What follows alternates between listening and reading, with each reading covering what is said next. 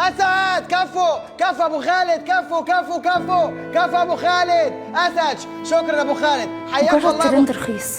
اصل المكان هنا ريحته بقت وحشه قوي، رايحين نشوف صاحبنا اللي ما جاش. انا احكي لكم سر. محدش هنا شايفك نجم. والله شكلك زين وانت هتبكي كيف النسا، وجهك ملخبط. كان نفسي اخليك فخور بيا.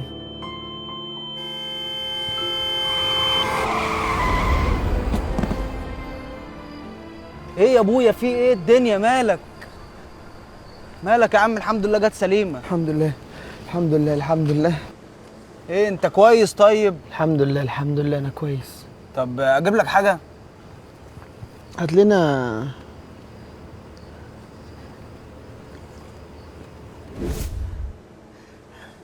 ماشي يا ابو خالد، اديني عيطت يا ابو خالد اهو، بس وحياة امي ما هرحمك الجوله الجايه في الاحكام.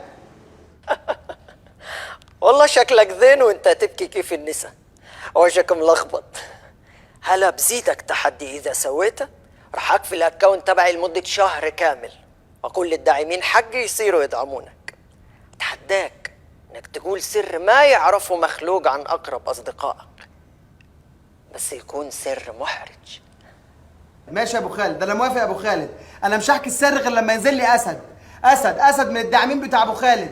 عايز اسد نزلوا اسد من داعمين ابو خالد، وهقول لكم على السر دلوقتي. عاوز اسد يا شباب، ارموا اسد اسد يلا اخوان، اسد عايز اسد. يلا عاوز وين الاسد يا ابو ارموا فهد؟ اسد ارموا وين اسد الاسد؟ ارموا اسد. هلا بعت الاسد.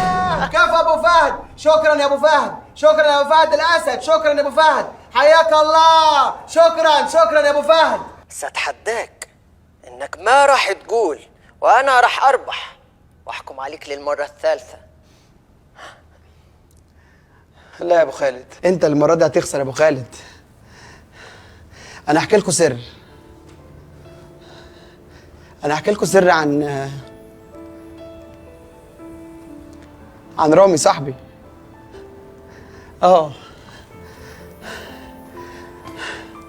رامي ما تستغربوش، رامي صاحب عمري.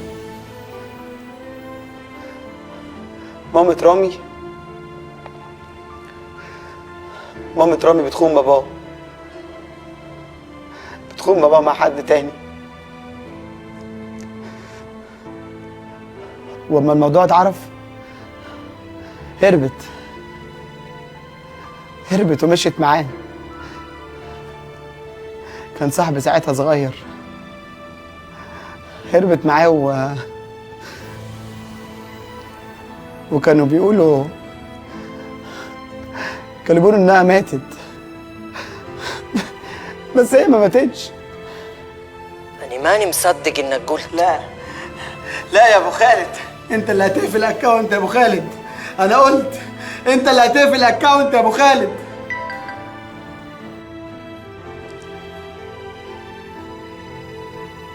وايه اللي انا عملته ده؟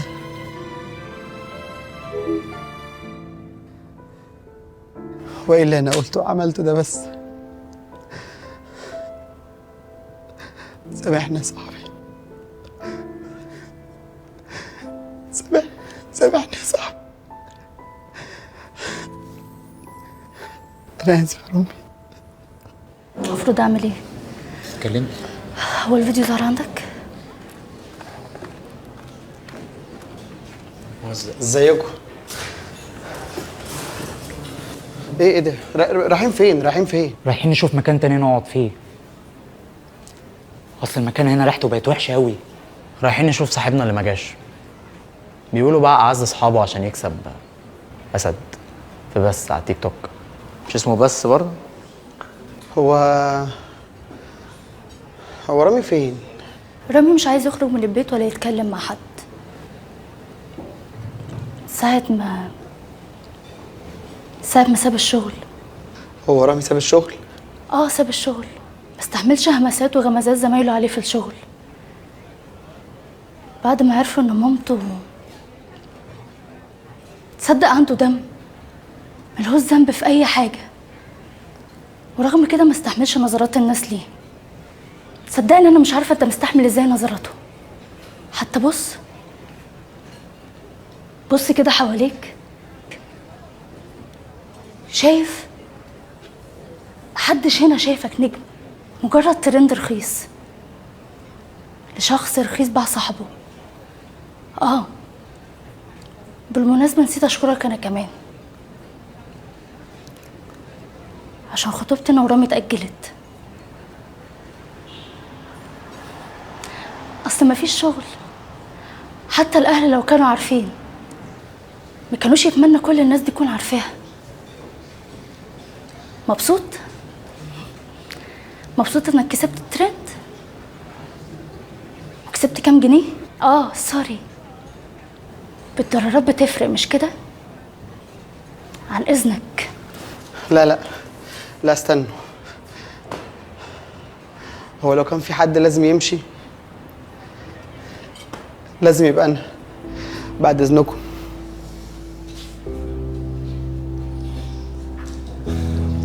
اهدي، ما يستاهلش.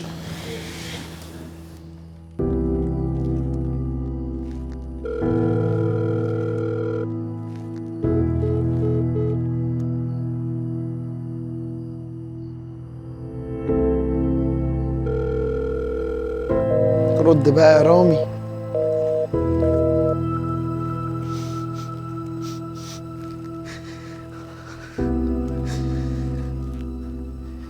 أنا عارف إن أنت مش مبسوط بيا دلوقتي،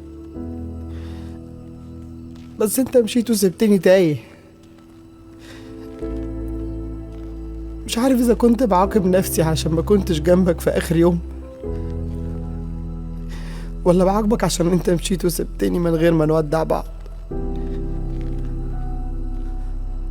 كان نفسي أخليك فخور بيا وخلي اسمك ينطقوا كل الناس،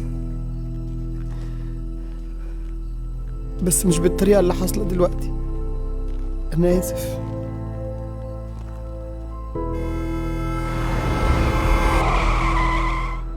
يا أستاذ، يا أستاذ، هو مين اللي معاك في الصورة ده؟ مالك يا عم؟ في إيه؟ ده عم عادل الله يرحمه، ده الراجل السبب في الخير اللي أنا فيه ده كله. أصل أنا ما كانتش دي أصلا شغلتي، كنت شغال في ورشة كده عند ميكانيكي، بس كان بيضربني كل يوم. بس يعني في يوم كده الراجل ده كان موجود ودافع عني، كانت أول مرة حد يدافع عني. الحمد لله. ومش بس كده، ده لما عرف كمان ان انا بشتغل عشان اساعد امي في مصاريف اخواتي البنات، خدني معاه وجاب لي الصندوق ده وقال لي اوعى تشتغل عند حد.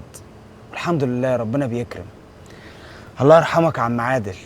انت عارف عزاه من كام شهر كده، كل اللي كانوا قاعدين في العزا زي حالاتي كده.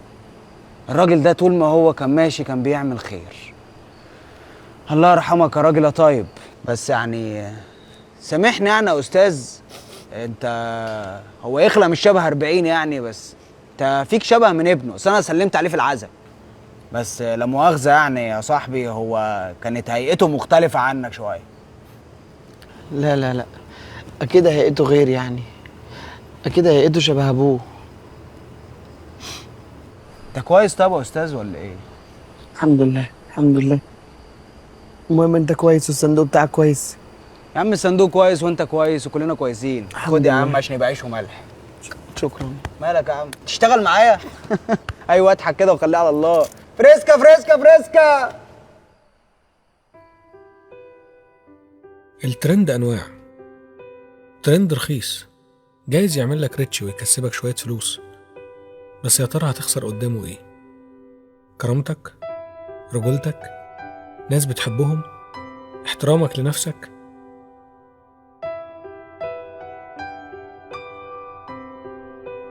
وفي ترند تاني بيعيش في قلوب الناس.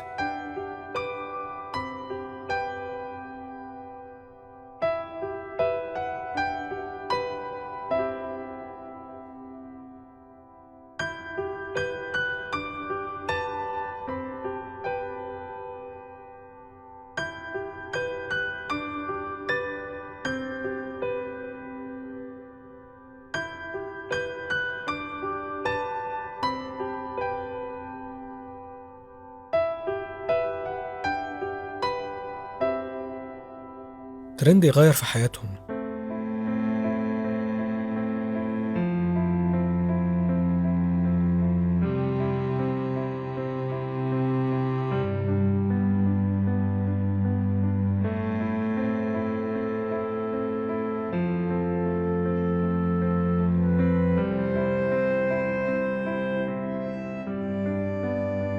حركة بسيطة ليها قيمة بتبقى ترند العمر كله.